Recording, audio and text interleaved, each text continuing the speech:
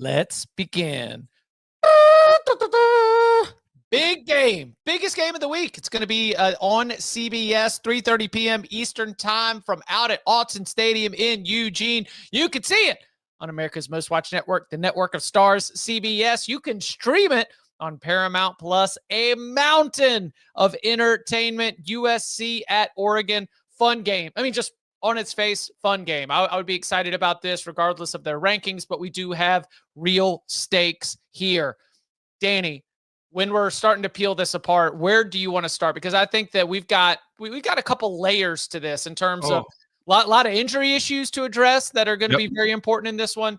Two really fun quarterbacks with high ceilings, offenses that don't mirror each other at all. In fact, it's more of like an inverse in terms of what they want to do. What stands out to you as some of the most important parts in this matchup? So I think this is a battle of former Pac-12 foes. Mm-hmm. Who is going to look like a battle of Big Ten opponents, and that's what Oregon wants to do. Mm-hmm. Because, you would think when you look at the Big Ten, who leads the conference in rushing, it'd be Michigan or Iowa. No, it's the Oregon Ducks. That's what Dan Lanning, and I think this is a direct byproduct of his physical nature. I mean, I heard you guys talking about it. I think I was in the reaction show after they had all those injuries going into the Iowa game. I was like, what did they do on the bye week? I think they want to have a physical mentality and they want to run the football. And I think that's what, and Lincoln Riley has made it known after they beat Michigan. Hey, we're in the Big Ten. People said we couldn't win in the Big Ten. This will be the biggest test yet that USC has faced since Notre Dame on the road. I think this is going to be a physical matchup. And I think that's the biggest question mark for me because USC has passed a couple tests against them. Iowa coming back from down 14. That was impressive. But this one on the road against physical team, how do they stack up against that run game? Some of that's due to injuries that Oregon is having with Corian Moore and others, some of their weapons on the outside. But that to me is the kind of the focal point of this game. I think, you mentioned these are two former Pac-12 teams, just some fun little history between them because, for a lot of these games in the Big Ten now with these West Coast teams, there's no history between them, but these two have played. USC has not won at Autzen Stadium since 2011, but that's only a span of 3 games. So it's not like it's that 6 long. out of 7. Do I have that right? 6 out of 7 and 7 of the last 9 Oregon has won. All right, now we can officially retire it. Now that we have old men, it's done. The joy in your eyes on that one. I don't really want to do this segment anymore after that. Anyways, I do think one of the key things we have to talk about here are the injuries. Like, we don't know the status of DeCorian Moore. We don't know the status of Gary Bryant. We know that Oregon got Kenyon Sadiq and Alex Harkey back for the Minnesota game last week. As for USC, I mean, the thing about playing Big Ten football and being physical is physical football leads to injuries. And last week in USC's win over Iowa, Kamari Ramsey was in the injury tent. Defensive tackle Kashawn Silver was in the injury tent. Elijah Page, who had missed time during the season already, was in the injury tent. We don't know what the full status of those 3 will be for this game, and we won't know until Saturday because the Big Ten doesn't, put out injury reports until Saturday morning. So it'll be interesting to see because I do think health will matter, especially for USC when you're missing 2 of those guys on defense and you're starting left tackle. If they're not at full go and you're going on the road to play this game against a good Oregon team, that kind of puts you in a tough spot. And we have seen USC did not have Kamari Ramsey in the Illinois game, and Illinois just picked on his replacement the entire day, and it was very, very effective for him. So that's going to be a key thing. I mean, if you get Kenyon Sadiq on USC's backup safety, it's going to be a long damn day for the USC Trojans defense. So I think that matters a lot. And as you mentioned, Danny, output-wise, these two offenses are very similar.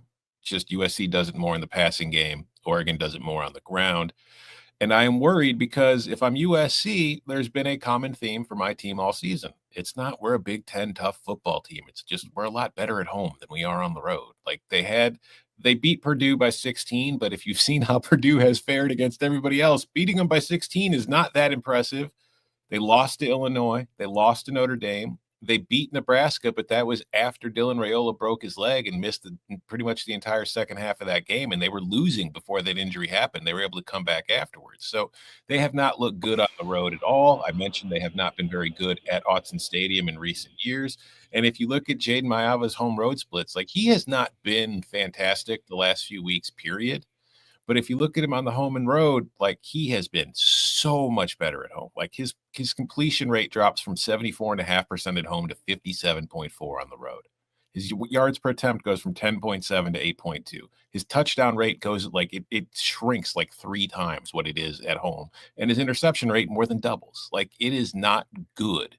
So this is a tough place for them to play. If they're able to go on there on the road in Autzen, they're going to have to play good, clean football. They're going to have to take care of the football. And Jade Maiava has shown an inability to do that in a lot of key spots this year. So it's a really difficult test. But I think what we're going to need to see is whether or not the USC run defense can hold up against this Oregon rushing offense. Because as Danny mentioned, it's not just the best in the Big Ten. It is quite literally one of the best in the country. 18 touchdowns to 6 interceptions on the season, 9.5 yards per attempt, completion percentage of 66.8. Tom just gave you the home road splits. What about the season as a whole? Because Jaden Maiava has not been a main character in the quarterback discussion. He has not been bad. You know, we haven't vilified him either. Has it been a success? He's been better than Miller Moss. It's hard to say it's been a failure, but like he has not been it. The problem is he's getting compared to like Lincoln's past quarterbacks who are all winning Heismans. He's not that guy. He's been perfectly good. He's been one of the best quarterbacks in the Big Ten. He's just not playing at an elite level that you typically expect from a Lincoln Riley quarterback. But we haven't seen that in the last few years. Like there's a reason he replaced Miller Moss. And there's a reason I don't think USC is upset to have him over Miller Moss. What do you think? I think I don't want to say Jag plus. I think he's good. Top 10 in passer rating nationally, you know, but Yeah, he hasn't been Fernando Mendoza. He hasn't Right. been Julian Sayin. CJ Carr's late season surge has changed it. You know, he doesn't have the wow factor of a DeMond Williams or a Diego Pavia, but he's got 2 good wide receivers and he does a pretty good job, especially at home, of being able to find them in the right spots. He doesn't have the big win on the road, which he could hear. You know, like this would be a good separator for him because I thought he played pretty good against Notre Dame for a few quarters, you know, and then just kind of couldn't get it closed out at the end. You know, so I think if you ask Lincoln Riley, I think he's pleased. I mean, I'm sure there's always like he's not a number 1 overall pick and a Heisman Trophy winner, but I think very clearly he's an upgrade from Miller Moss. We'll say though, like it's not as if Dante Moore's lighting the world on fire. Right. I mean, there's a reason Oregon's kind of been leaning into the run game lately, and it's not just the injuries to the receivers. Like if you look at Dante Moore, he made, like going back to the Penn State game, he wasn't spectacular, but he was pretty damn good considering the environment, considering the opponent he was playing. But since then, it's been very up and down. He was bad against Indiana. He was bad against Wisconsin. He was bad against Iowa. And he Till the last drive. Till the last drive. And then he was great last week against Minnesota. So which dude do we see this week? Because Dante, like for me, when I watch Dante Moore, when he rolls out of the pocket, he's very good. He's very dangerous. But when you keep him in the pocket, his accuracy kind of just goes way off. Like he misses guys when he's standing in the pocket. So if you're USC, you have to keep him in the pocket and force him to make those throws down the field. So I don't really look at either of these quarterbacks as being somebody that I fully trust right now. So for a huge game like this, it could come down to which one of these guys doesn't make the mistake. Danny, we were one of the things that Tom and I were discussing was the way that Oregon's defense has been successful, because it is, you know, statistically a very good pass defense. It is a group that has done a little bit of a, not totally bend but don't break. That might not be fair, but obviously extremely effective for being able to play complementary football to that run game. How do you think Oregon is built to be able to sustain, you know, what USC is going to provide on paper, but then also what they might provide in practice in terms of an offensive threat? So I think for Oregon, I think this is what they're missing with DeCorian Moore out is, you know, they kind of have to do it the hard way. Mm-hmm. You know, they don't have the now. Sadiq is a threat. He can be the big playmaker without question. But that's where I think they're lacking somewhat, is getting that big play so that it becomes more harder, puts more pressure on Dante Moore, to really come up with a consistent play that you're asking a first-year starting quarterback to do. Yeah. What was the question again? Was it about? It was Can I answer about that Oregon's question? pass defense. Like Okay. you're going to be dealing with two really, really good wide receivers. Yeah. And Oregon's pass defense has not gotten carved up, though Fernando Mendoza probably did the closest thing to it, right? Some of those throws and some of those catches, you still had Elijah Surratt back there. You know, they had some statement drives in the first half of that game, I think. But but I do think this is where your defensive front seven needs to help out your secondary. You know, like, because I mean, if Jade Maeva does have time, he's proven capable of being able to carve you up. And with those two wide receivers, you can get burned. So I think this is one where you'll see them, dial up some pressures, try to confuse him. And they're going to have to take some risks at some point by putting your corners in an island. And you're going to have to pick and choose those and just kind of hope you don't give up the massive play. You have to come up, make a tackle on a crossing route, whatever it is, and maybe defend one. So I think that's where.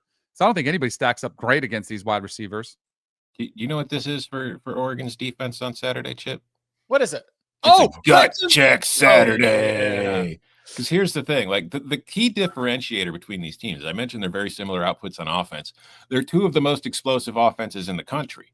It's just defensively, Oregon is the best defense in the country as far as limiting explosive plays. But the caveat on that is, when you go back to watch the game against Indiana, which was the best quarterback and the best set of receivers that Oregon has faced, they were able to put the ball down the field vertically and get some explosive plays in that game. So that tells me that Jaden Maeva, Jacoby Lane, and Mekhi Lemon will probably be able to hit some of the bigger plays that, Minnesota and Iowa and those teams haven't. So it will be very interesting to see. We will find out this weekend if Oregon is as good as those numbers suggest, or if those numbers have been more of a byproduct of the offenses and the limited offenses that they have faced. God, I love a good gut check Saturday. Today, 3:30, HQ, a little sit down with Mekhi Lemon. Okay. Ask him what he thinks about Oregon secondary. See if we get any bulletin board material for Dan Lanning and company. Lincoln Pass. He just comes out and be like, these guys suck. I've interviewed Lincoln earlier in the season, so maybe they were just like, all right, we'll give you a player this time, which is always a little bit dicey. Well, I always get nervous talking to players because you don't know if 3-word answers. Yes, no. Yeah. Oh, crap. We're done after 3 questions. Because I like to try to listen and then have more of a conversation. But if there's no conversation, then it can end really quickly. I don't know if anybody has ever mistaken Lincoln for somebody who tries to butter up the media, So when the Ice King does show a little bit of warmth, I take note. I think Lincoln likes you. Yeah, good conversation. You'll have good conversations. Yeah. I look forward to seeing. I guess the Mekhi Lemon interview will also be part of college football pregame. Think so. I think that's the plan. We'll be sure to keep our eyes peeled for that. Danny, are you surprised at the spread here? We're going to do obviously best bets for Thursday, 11 a.m. Eastern time when we do our week 13 locks, but 9.5 for a game. It feels big. Especially for a team that lost at home to Indiana. But I do think USC struggles on the road that Tom documented have a lot to do with this. Yeah. Any other thoughts? We'll find out. Like the Decorian Moore injury, I mean, there was all kind of stuff swirling that he was done for the year. Do we know anything about what it is even? I have seen photos of him walking out to practice that could be lies about when that photo was taken. It's, hey, look, it's Dak coming out to practice. Oh, look at this Instagram photo. And I'm choosing not to go down that rabbit hole right now. As I said earlier, I'm still working on my timeline cleanse from Virginia Tech, quote unquote insiders. Now that that's done, I can flush out all of the attorneys and, business bigwigs, self-proclaimed business bigwigs from the Hokie community. Congratulations, James Franklin had his press conference today. It'll be an interesting one to see if USC is going to be able to get back in here. I understand To me, do you know why I understand the injuries? The spread makes sense because not of Oregon's injuries, but because of USC's injuries. Because I'm just like, oh gosh, a lot of players on defense into the injury tent, as you mentioned. I went to look at Lincoln Riley's Tuesday availability. It's going to shock you. He didn't have any updates. I know this is extremely surprising, but a lot of names there on defense that are going to be playing a little bit hobbled. The only certainty he gave us is Wayman Jordan is not back yet. So, yeah, I expect those guys are going to play, but my concern is particularly with Ramsey and Page, like they've been banged up all year. So it's like, even if they're playing, you know that they're not at 100%, which could be a problem in a matchup against a team with this much talent. Yep. I agree with that. Anything else on this matchup? All right. Let's turn again. Oh, yeah. I know we do a lot of playoff conversation. Oregon loses this game. They're very much in trouble, right? They are in trouble. They are not out. They're not out. Right. But they're in trouble. They are in trouble. The crew that I've got that I've been using to help my mind understand the playoff race is Oregon, Alabama, Notre Dame, Oklahoma. Those 4 teams right there have it all. Oh, Tom had this on his series on Monday. It's all in front of them. Those 4 teams, you're sort of sitting in the nice position. So if you can take care of business, we're not going to slide you over to the locks. We're not going to slide you over to safe. You're very much in jeopardy. So obviously win out to give yourself the best chance to be able to make it.